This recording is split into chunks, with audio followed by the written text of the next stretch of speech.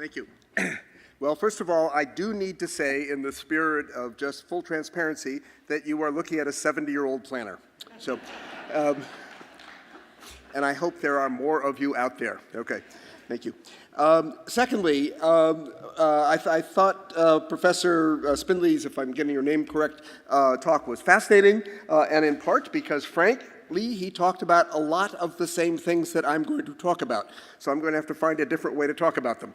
And essentially, what I'd like to do is, I'm going to assume that everybody embraced the basic thesis that we're an aging population here and in the United States, and actually most of in the developed world, essentially, and that there are all kinds of implications for our economy, for our society, but certainly for how we plan and develop. So what I'd like to focus on is what are the implications of many of the things you've just heard. I'll repeat some of them, but I'll try and do it very quickly, in terms of the kinds of opportunities we have to create a new generation, particularly of urban centers, not just in core cities, but also in suburbs.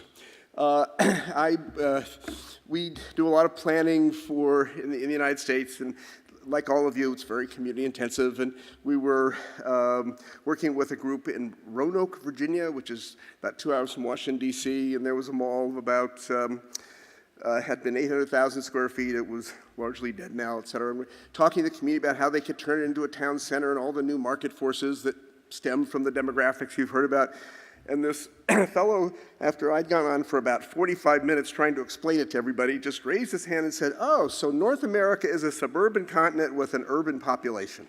And I thought that really captured a lot of what is going on, not just in North America, but in the developed world. So this was our goal once. This actually is a New Zealand photograph, just so.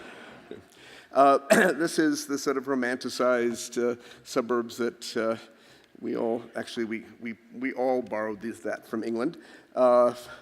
The craftsmen's cottages in the 1950s and 60s, Levittown in the United States, the real mass suburban development, which fulfilled a very valid purpose. We had large numbers of families. We were creating large numbers of families, much younger population. They had to go somewhere. They all wanted houses, and this was where to send them. This is in Florida. We've been making our suburbs more and more complicated and integrating things like water. In this case, they wish they hadn't, because that water is all rising.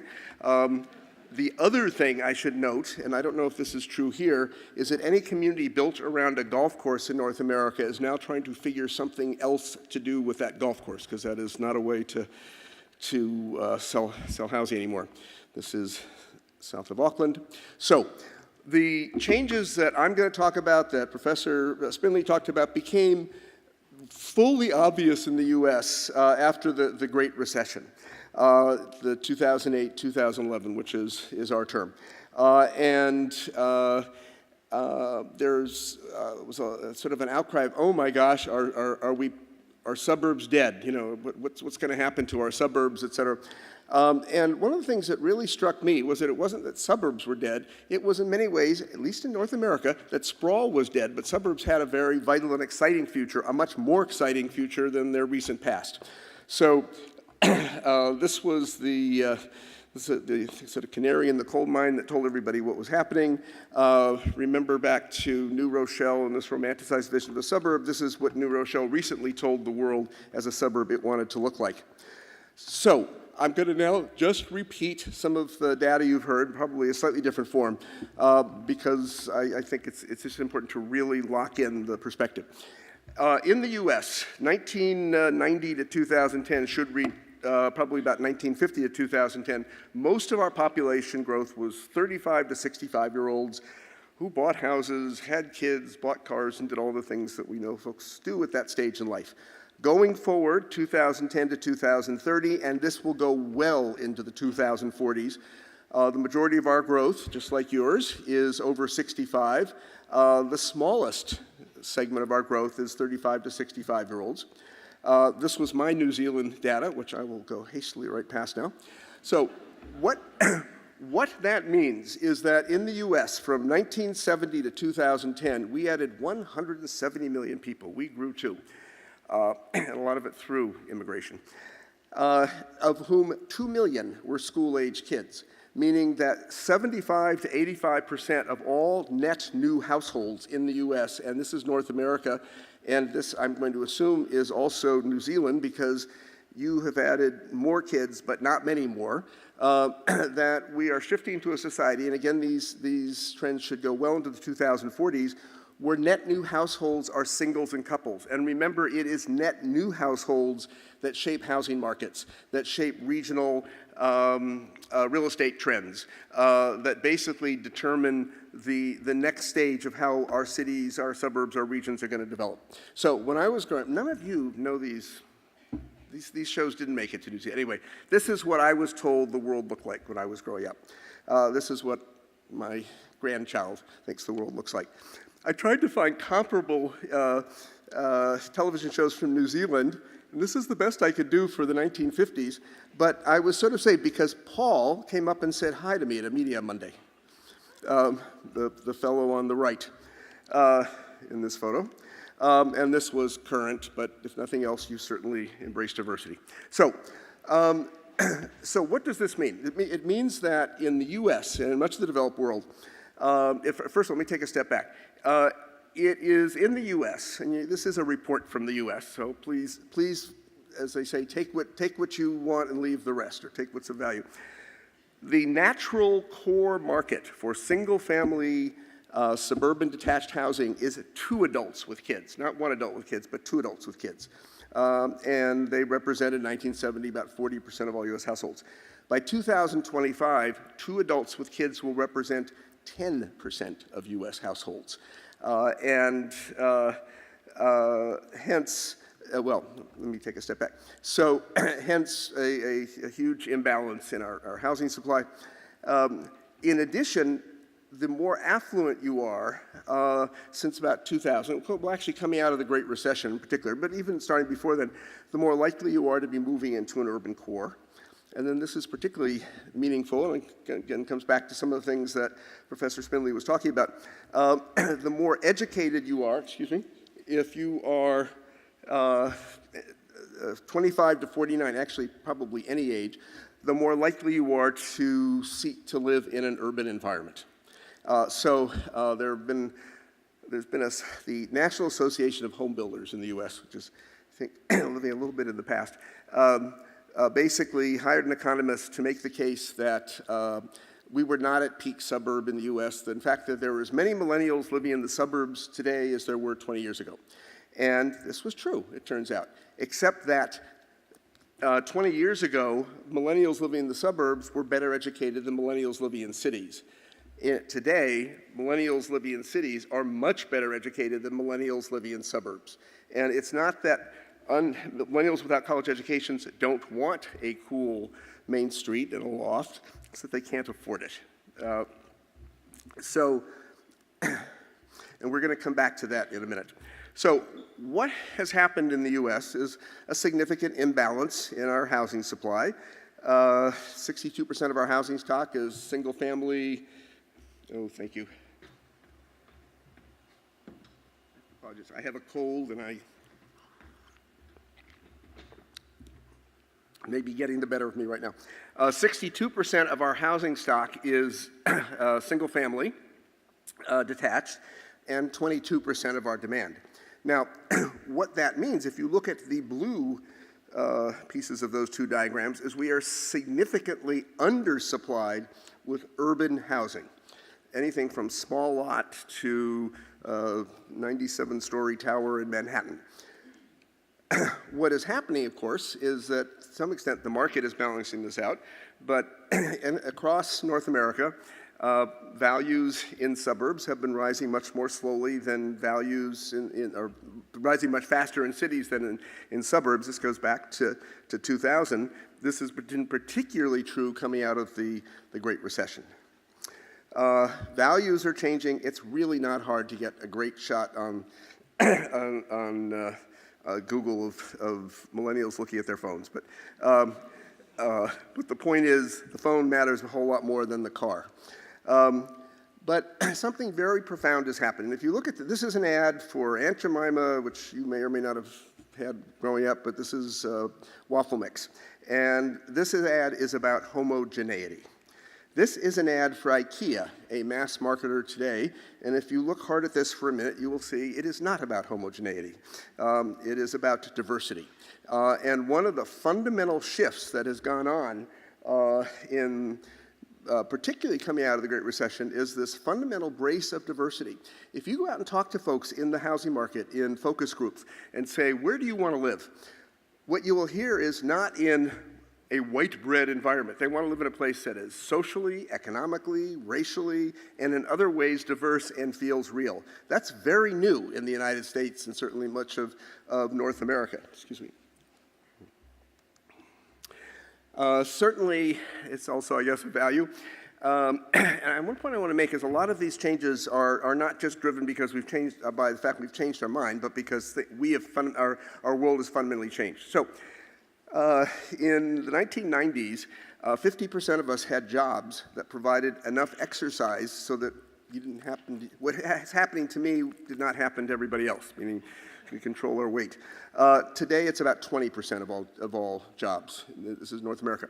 So that has a whole lot to do with why people suddenly care a whole lot more about whether they live in walkable environments. They didn't need to used to, frankly, but now they do.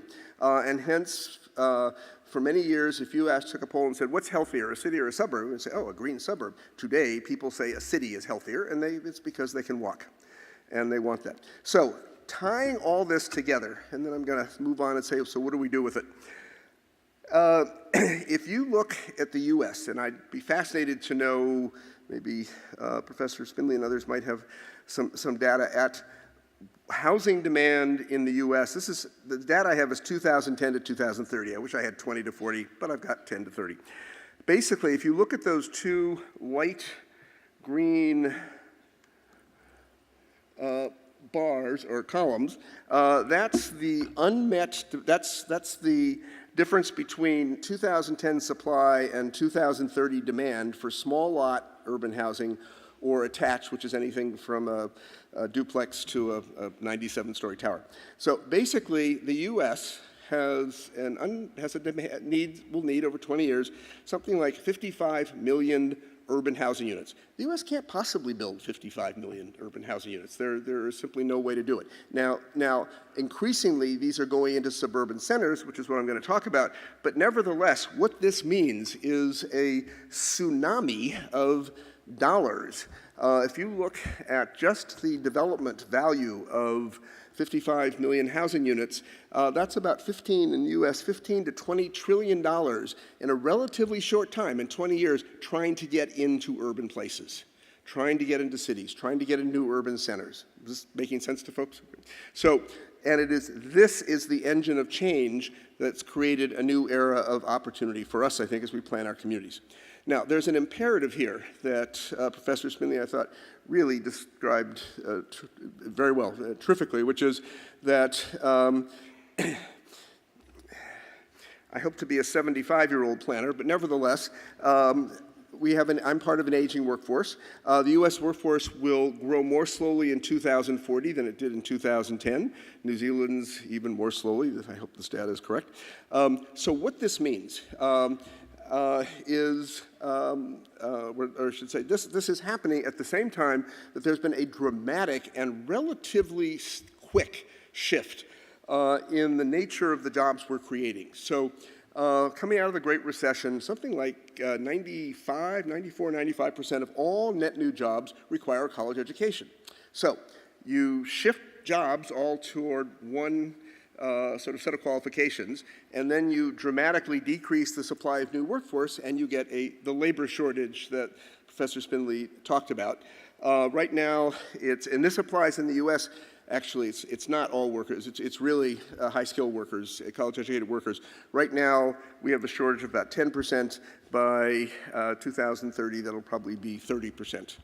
So what is happening, and this is why, let me take a step back. So what is happening? This is creating, while demographics are creating an opportunity for urban places, this $15 to $20 trillion knocking on the door trying to come in, our aging workforce and shortage of skilled and educated labor is creating an imperative. Because if you are a community in the US and most of the developed world, the investment and the jobs you really care about are knowledge industry jobs, jobs that require an education, even in agricultural areas, at least in the US. Think back about where all those college-educated 25 to 49-year-olds want to go. They're all headed into cities. Increasingly, if you're out in a suburb, you cannot hire the workforce you need, but you can in the city. So there has been hence now office rents are, the differential between suburban and urban is even greater than housing, because there's been this fundamental move of knowledge employers pursuing, they now follow workforce. They don't expect the workforce to show up and find them. And they're heading wherever they can to urban, walkable, mixed use, lively environments. And these can be in suburbs, suburban centers, or in downtowns, but they definitely do not want to be stuck out in the suburbs. So what this is doing to the US, among other things, not surprisingly, is creating some wrenching problems for suburbs. Between 2008 and 16, the number of people living under the poverty line in US suburbs went up by more than 50%. That's remarkably sudden, and I can just tell you the social services they need, the school programs they need, et cetera, did not grow at that pace and follow them the way they needed. This is a real crisis. This is just to remind us that the middle class is earning less and less of America's wealth.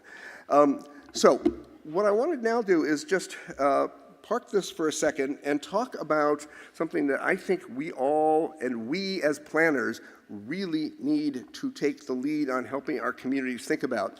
And in this case, because I think there are fundamental pro-urban implications, and that is autonomous mobility.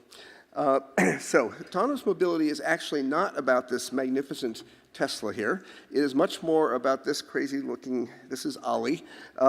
This is the first generation of shared autonomous mobility, a shared autonomous vehicle, SAV. When I was writing, my co-author and I were writing Suburban Remix, I suddenly got very nervous a couple of years ago and said, do we have a book? Is everyone just going to get in their Tesla and ride out to wherever and take a nap and, we're back to sprawl?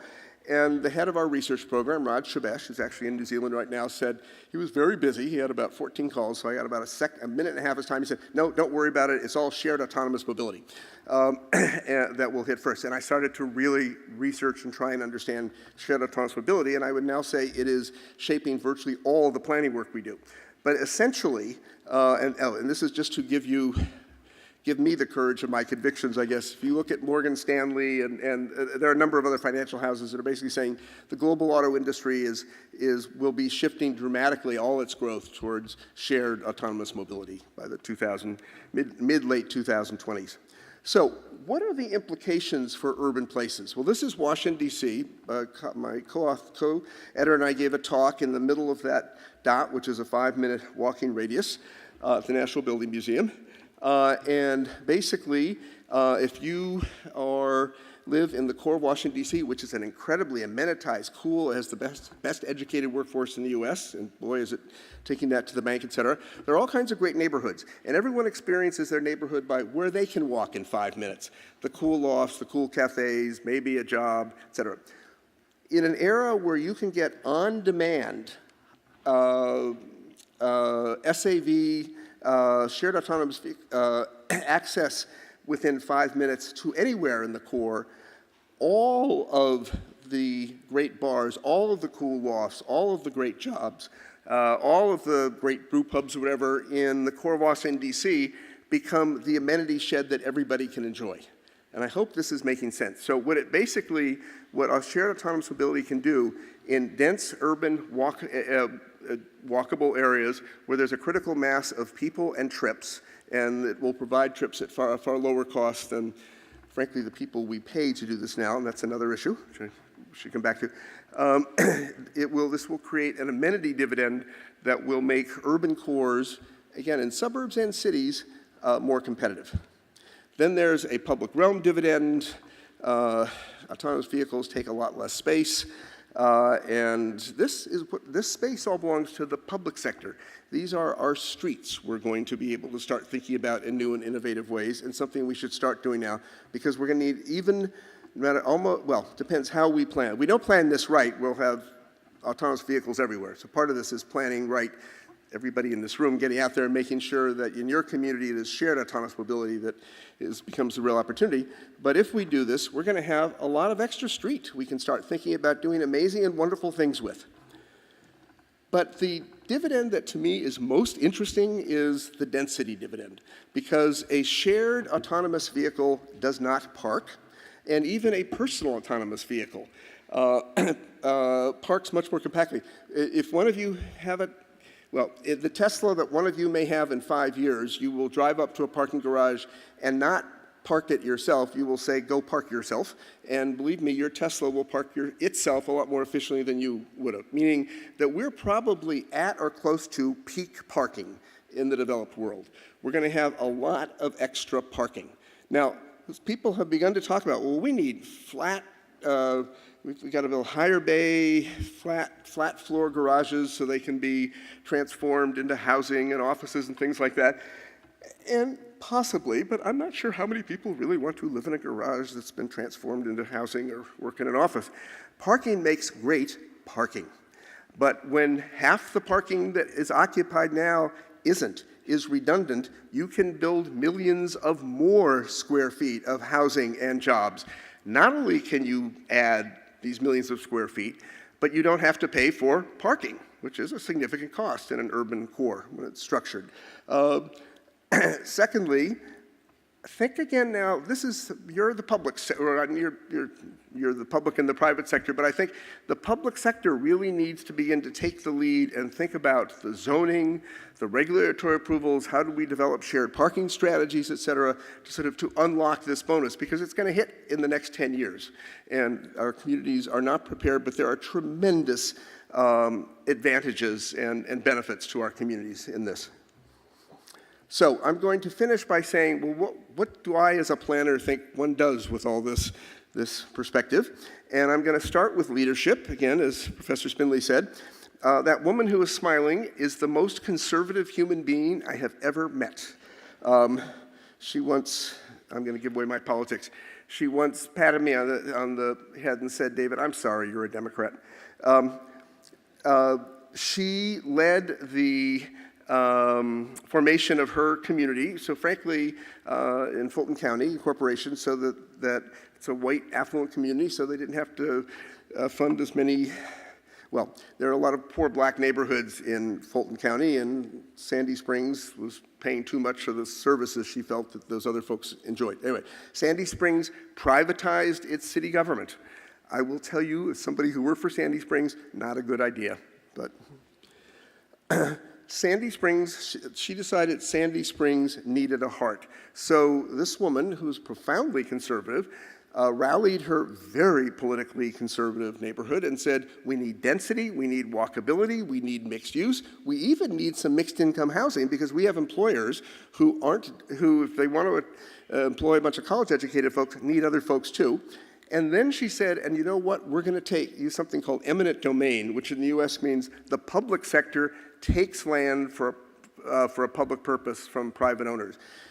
How should I say it? In a highly conservative community, you just don't do that in the US. But she exercised leadership, she was a pragmatist, and she unlocked fundamental change and very positive change for her community. Second is engagement that is really inclusive, transparent, but full of information. You're asking people to make very different decisions than the decisions that brought themselves to their community. This is Dublin, Ohio. Dublin, Ohio is one of the wealthiest suburbs in the US. It had attracted much of the Class A office space out of Columbus, Ohio, and had a great commercial tax base, and this is their recreation center. You have just great quality of life. They just topped any survey you could imagine. And so, do any of you recognize this? All right, never mind, okay. So, you know, why be worried? Why me worry? Because of all the demographics and related information that Professor Spindley was just talking to all of you about. That is not, Dublin was not in the right place given the future that was coming to Central Ohio along with the rest of the developed world. This is what their office space looked like. Their HR directors were saying, we cannot find staff here. We're going to have to go to Chicago, maybe downtown Columbus. The amount of new development had really dropped off because, not because the economy was weak, but because they were following their workforce. So Dublin said, okay, let's take the pieces of our great community we're not so proud of that have been suffering because of all these changes and turn them into a new downtown. This is the Bridge Park's the first 3 million square feet. This downtown will have 10 million square feet by the time it's done. The result was a significant increase then in commercial tax base. So I want to use that as this is now Dublin again. Buried in here are parking garages and streets and parks and all kinds of things that the private sector can't pay for, that Dublin is paying for. And the mechanism in the US most often used is something called a TIF, tax increment financing. So if you go back and say, look, the last, let's say, $20 million of that increase, let's say post-2021, so that's about the last 17 million of that tax increase we couldn't get if we didn't develop Bridge Park. Then Dublin can say, I'm going to use a portion of that increment to float a bond to pay for all these things. So they floated a bond of $100 and some odd million, and they're paying not just for parking garages and streets, but also great parks and things that make this downtown really part of the community, essential to this community, to the life of the community. I won't talk about transformative planning so much because this is, I really have. These are just a couple of examples of the kinds of things that we're involved in that are rolling back the parking lots around power centers, which are big box centers. There are a lot of large retailers, at least in the US, in the suburbs that pay less rent than they did in 1985. And believe me, when somebody figures out the housing market that's represented in the top 4 floors of these buildings, that becomes an engine to begin to launch change. I want to pause, though, by saying just how important rigor is, because we have a lot of responsibility when we're working with our communities and we're talking about change. This is not same old, same old. We have to get it right. And in my experience, what we often do is underestimate urban markets, not over. That the danger is not being naive and expecting all kinds of things to happen. It's just not getting how profound the change has been. So this is a project that we worked on in Tampa, Florida. When we got involved, it had about 2 million square feet. When we finished, it had grown to about 5 million square feet. They got even more ambitious or more confident, and now it's going to be about 9 million square feet. What made the difference was a really strong housing market study. And these days, when housing drives so much change, getting that housing market right really matters. And this, to me, a housing study really needs to drill down into demographics, to really rebuild a market, understanding who's there, how do these people perform in the housing market in your country, price points, housing preferences, rent, for sale, et cetera, and then construct something that is not based on comps. It's not based on past markets, which is what comps are. It's based on an understanding of the potential market that often is latent and the development community has not really been building for. This is just to remind us that we have to really share parking in very innovative ways, which I'm sure you all know. Then I want to say one of the things that also really matters about hard research is to understand how to unlock change in very incremental ways. This is something called the Dayton Mall. It's about 1.2 million square feet of junk surrounding an older mall called the South Dayton Mall. It's just strip retail, every possible thing you're not proud of in your community. Miamisburg, the local town, wanted a heart. They were embarrassed. This is not what they wanted. This is not a high-end affluent community. This is a very middle-of-the-road community, Rust Belt, lots of job losses, et cetera. But, but if you look at all those purple areas, those are areas where, because older retailers were paying the same rent they paid in 1985 for other reasons, and because where you had large enough holdings so you weren't trying to go lot by lot to create change, where a new market, a new real estate economy based on multifamily housing with cool retail, et cetera, could basically outbid, replace, and launch change. And this is the plan that is now unfolding. And this will be maybe a 20 or 30-year transition, but you got to get started, and this has started. So I'm going to close by saying, what do I as a planner, an urban designer, care about when we do this? And it starts with walkability. Now, I don't want to, I will be very shocked, even a little, and disappointed if there's somebody in this room who doesn't think walkability is an absolute virtue and terribly important. So I'm not going to approach it from that standpoint. What I want to say is how important it is to get walkability real, make it real, to make it work. Because if we don't, none of what I'm talking about works very well. Walkability creates significant rental premiums, value premiums, it brings people together, all the things we know. So what we pay a whole lot of attention to is how many housing units do we need within a 5-minute walk to bring a block of Main Street to life, and it's around 1,000 these days. These days, as retail is going through such dramatic transitions, frankly, that 1,000 housing units also is essential just to interest retailers in the first place, because there are lots of people who want cool retailers to come to them. You know, there's a shortage of retailers now. I'm sure you all know this. They want to go to some place where there's a walk-to market of cool people with high incomes and good educations, et cetera, who will appreciate the kind of cool special things that they want to do. Does this make sense to folks? Good. Also, just don't give up if something were built in the era of drive up and you will thrive. This is not our work, but this is, I think, terrific. Crystal City in Arlington, Virginia, they just pasted 20 to 40 or 60 feet of retail in front of buildings like that, and it's thriving. And it was a relatively inexpensive, well, it was a relatively inexpensive transformation. And of course, design. Connectivity really matters, and clearly transit is great and bikes are great. The US complete streets is the mantra, and this is just to remind us all that complete streets need to include autonomous vehicles very soon. That's what those red vehicles are. This is a project we're working on in Charlotte, North Carolina. But what I want to talk about around connectivity is social connectivity. It's activities at the heart of your new community that speak to the lives of people in the larger community. So in Sandy Springs, that very conservative community, what really mattered to people was creating a performing arts center that really added something, not just another place to shop, not maybe even another place for their kids to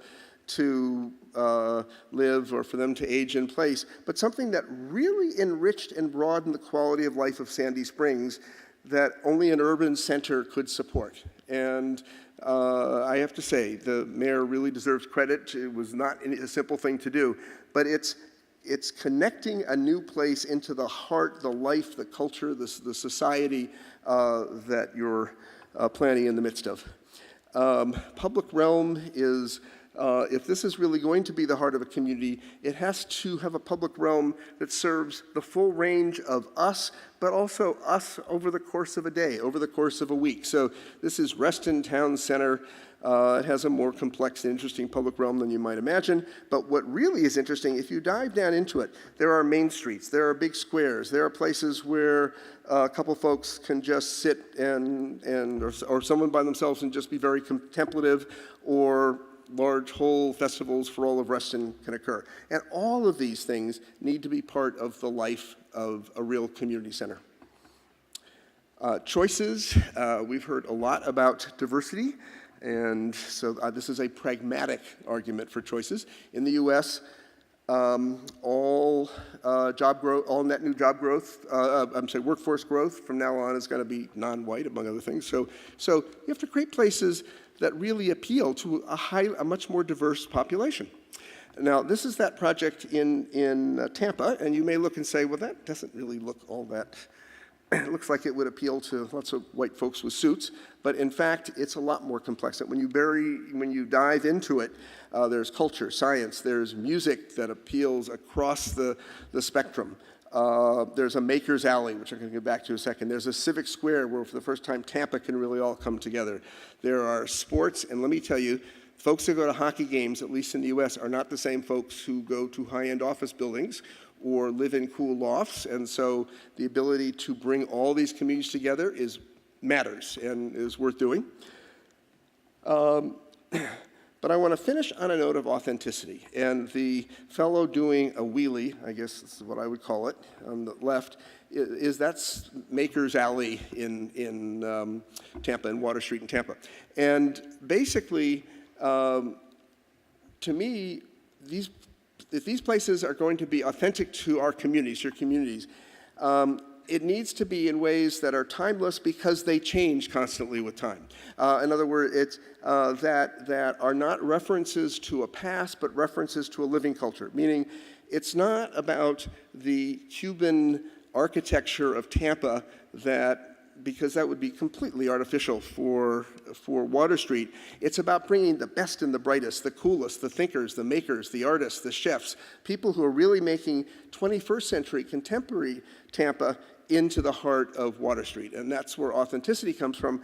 And it's by bringing that full spectrum that also helps you invite the full spectrum of your community. And I will finish by saying my co-author, Jason Beskey, this is authenticity from another perspective, was taking a walk through another part of Reston, and he was with Robert E. Simon, who founded Reston, and that's Robert E. Simon's statue. And they walked past this family, and that girl in bright pink said, Mom, look, that man just got out of his statue. So, thank you very much, and I appreciate your patience and interest. Huge round of applause for David Dixon. Fantastic. And I do have to say too that David's being here could only have been made possible by Stantec, the sponsors. So a huge thank you, round of applause for Stantec for bringing David Dixon over. Wonderful.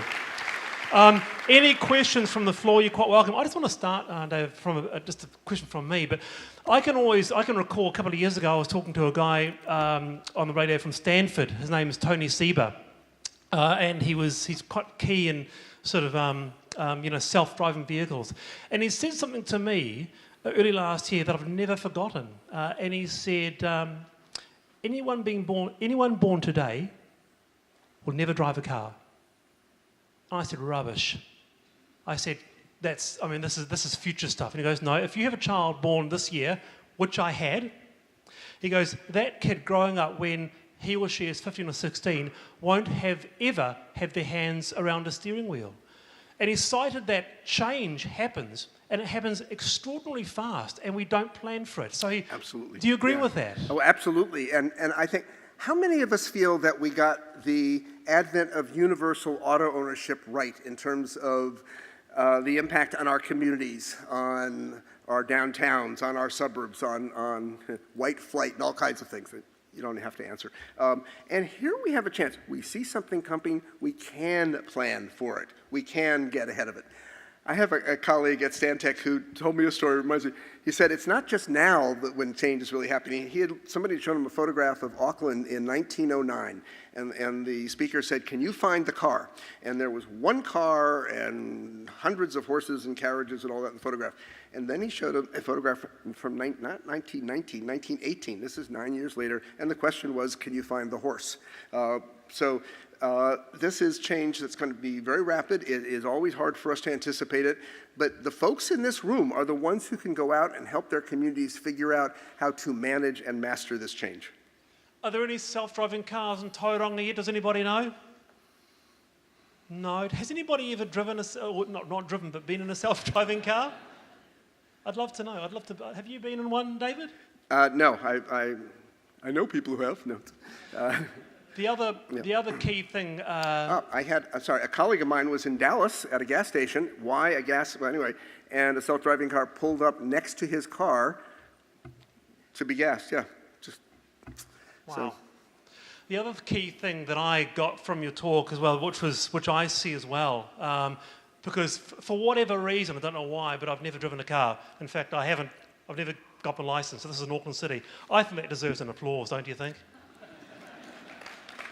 The only person who doesn't have a license in Auckland. Anyway, so one thing that I've noticed over the few years, and you just brought it up there, is there's been quite a key shift, and that is younger people coming onto buses. They're using that time to look at their smartphones, read. So they're investing that sort of time of travelling for stuff that they. And I once asked, I got talking to one, and he said, "This is a much better way." I said, "Do you ever plan to get your licence?" And this person who was 17 said, "Never." Yeah. Will that be an ongoing trend? I think so. It is, how should I say it, not cool anymore. I'll come back again to very conservative Sandy Springs, which when we were working there, some folks in our office had written a blog supporting a regional vote basically to authorize funding for public transit in and around Atlanta. Not surprisingly, it had failed. But they had written the blog, and our client somehow saw the blog and called me up and said, "I wish you wouldn't do that. You don't understand. Transit is for poor people of certain colors and middle-class folks, and you're our consultant." So fast forward to about 6 months ago, there is a new referendum on the ballot to fund transit in Atlanta, and I noticed that the new mayor of Sandy Springs has endorsed that referendum, and it is all about how does Sandy Springs be competitive. Yes, the change is coming. Yeah. Do we have any questions for David? There's one over here. If we can sort of jump. In fact, I'll just jump up. Can you just get a microphone over to the gentleman just right here in the middle there? Got another about 6 minutes with David Dixon. So any questions, more than welcome. If you don't ask me questions, I'll ask you questions. Sir. Thanks for that. That's very interesting from a US perspective. Can you tell us anything about the problems of housing affordability in US cities? We have a serious problem here. In Auckland, I don't know if you realise the average cost of a house is now over $1 million. Yes. And this changes things somewhat, I think, in terms of planning needs. Yes, we have I'd say in any successful city in the U.S., we have a affordability crisis at this point, or one that is coming quickly. And I'm going to make this a little more dire, but it's something we all need to think about. If you think back to what do cities, at least in the U.S., but I bet it's not so different here, need to do to unlock opportunity, to attract investment, to attract great jobs, to attract affluent folks to come and live there, they need to become more walkable, more amenitized, more fun, more cool, more whatever, and that is making them more expensive, and that is exacerbating our equity challenges, our affordability challenges. It is the reason why poverty has grown so rapidly in U.S. suburbs, and the folks who are doing this politically tend to be pretty progressive. They're urban mayors and things like that. They're not trying to displace folks, but they have no choice. They have to compete for jobs and investment that require walkability and cool and fun and amenity. And that's making their downtowns or their core cities more and more expensive. And I think if you want, we don't have time for the full solution, but I will say it has to do with tapping the incredible increase in urban wealth, this $15 to $20 trillion I talked about, and in finding ways to channel that increasingly into mixed income housing and inclusionary zoning and things like that. Huge issue in New Zealand. Maybe it's something we can cover off later on. Anybody else got there's one over here? Yeah, I've got one. What you're saying about the autonomous vehicles, obviously is talking about saving car parks. It's also going to mean less traffic on the roads. So therefore, should we not be upgrading roads that are currently stretched and put money into amenity and other things instead of roads? Yes. And how will the community support that? Well, with a lot of really great community conversation. This to me is a tough time to make major investments in parking or roads. We can literally see ahead to a point where we will need less. At the same time, there are certain imperatives that are pushing us forward with policies that we've already adopted and investments we've already approved. But I think these have to be community conversations. And we owe people options and alternatives, transit. It's, I mean, anybody in this room can probably stop to realize if if that child is not going to ever have a driver's license, why are we building a highway for him or her? Very good. Anybody else got there's one over here? I'll just jump over to you, sir.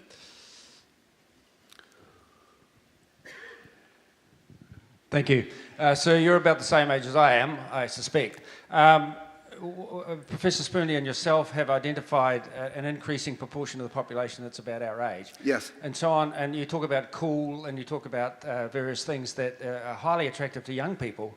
Some of us, though, will have to move from suburban or rural or whatever into a more compact residential rest home type arrangements.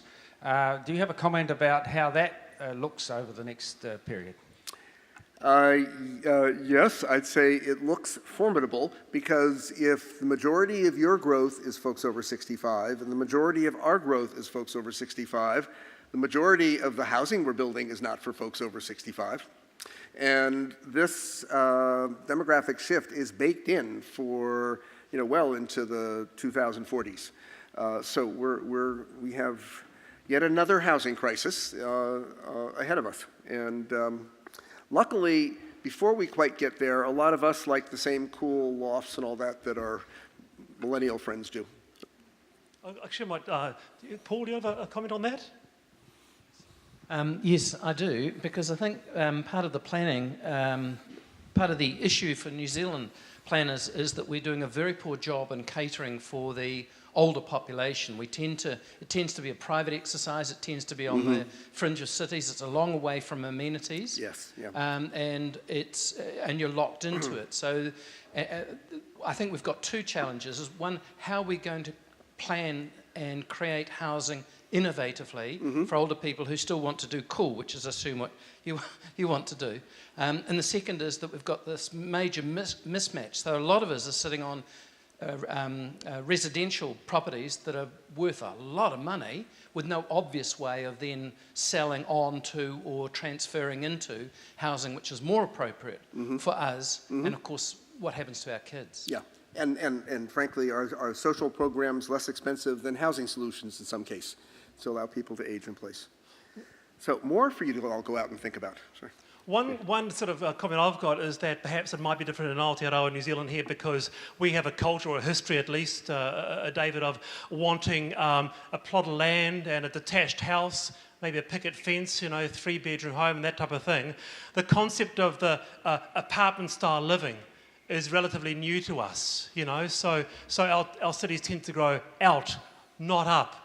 I mean, that's not really an issue in the likes of New York or Chicago, is it? Well, it may not be an issue in Manhattan or the Loop in Chicago, but believe me, Americans until fairly recently said precisely the same thing. Right. And I remember, I've been fired twice in my life by clients, but one of them was a client who said, we were coming out of the recession, and he said, I can't wait to go back and build more picket fence, developments, in effect. And I was saying, basically, you're nuts. No, that I wouldn't suspect that the market in this area was really in that direction. It was time to make a transition. A lot of the people in the development community are in the United States. The Urban Land Institute is the organization that represents sort of the progressive, the really major, the larger scale developers in the U.S. and who do much of the best work. And the ULI Urban Land Institute has spent a lot of time and energy over the last 5 years helping their very bright, innovative, high risk-taking membership understand how fundamental the changes are and how different their practice will need to be going forward from what it's been. And I frankly would be surprised if the majority of your demand, given your demographics, were for picket fences. Right, very good. Final question. Here's one over here. If we can sort of grab it. Is there got one right down this end. Are we allowed to go down here? Oh, okay. Yes, there first and then here. Hi, I'm just wondering, a lot of the designs, the intensification of urbans, you seem to leave out the protection of food supplies and the provisioning for that. How does that get seen within the changes of urbanisation that's occurring over in US? That's a very, very interesting question. I think there are all kinds of really wonderful innovations going on around urban gardens and sourcing for retail in very high density environments, roof gardens and sourcing for retail on the ground floor. We are involved in the redevelopment of 1,100 units of social housing. This is the median household income, $10,800 a year, into 2,700 units of mixed income housing, maintaining the 1,100. So this is because people will seek diverse environments to live in at this point. And one of the most important things is to bring inexpensive fresh food, which turns out to appeal to the full market, to the main street in front of this development. I'm probably less aware so much about how you produce the food or where it's produced, but I'm hugely interested, and there's some very interesting nonprofits I'm aware of, in how you bring the food, how you make it accessible to these communities. David, a question here. Yeah, hi. I Hi. just wondered if you've got sub-replacement population growth, and presumably that's a worldwide phenomenon. How can you then also have a housing affordability crisis? Because presumably your next generation inherits the housing stock. Well, it depends where you're looking. We do not have affordability issues in suburbs like we used to. We have them in core urban markets where we can't meet demand. At age 62 in the US, people become net sellers of houses. And it's generally, there's quite some time before single-family houses before they move into an institutionalized housing. So they're pretty active in the housing market for quite some time, and their preference is strongly urban. So between younger educated workforce and older folks, the pressure on urban markets is very, very severe. And there are all kinds of reasons, because we value our environments, we have political constraints on development, we've got all the same issues that any good democratic society should have, that mean it's very hard when demand shifts suddenly to be able to meet it. But if you're out in the suburbs, that's where the affordable housing supply is growing and taking shape. Very, very good. Hey, just finally, just before you go, Sure. a very, very interesting book coming out actually this week, and it's called The Water Will Come, and it's about the ramifications of actually planning for cities in the future. And it mentions Miami quite a lot. In fact, they call Miami the new Atlantis, because the water issues in terms of the rising water is so dire now that no one really knows what to do. So a quick response in terms of management of our rising oceans. Okay, well, first of all, I'll say one thing I learned from the master plan for New Orleans is, at least in a democratic society like the US, you cannot move large numbers of people. You have to adapt their community to rising sea levels and climate change. And in some way, I'd say Miami is not a place anyone needs to leave, or it's not going to be a failed city. It's going to be a city that has very different edges along the water, and in some ways, you could imagine a decade from now, a whole new era of wonderful waterfront parks, et cetera, that are protecting Miami from the rising sea levels, but also make Miami more livable and more competitive as a city. I don't know if that's probably a good quick response. I wouldn't flee from water. I would invest in adapting to it. Huge round of applause for David Dixon, and a big thank you to Stantec, our sponsors, for bringing out David. Fantastic. Stay right there.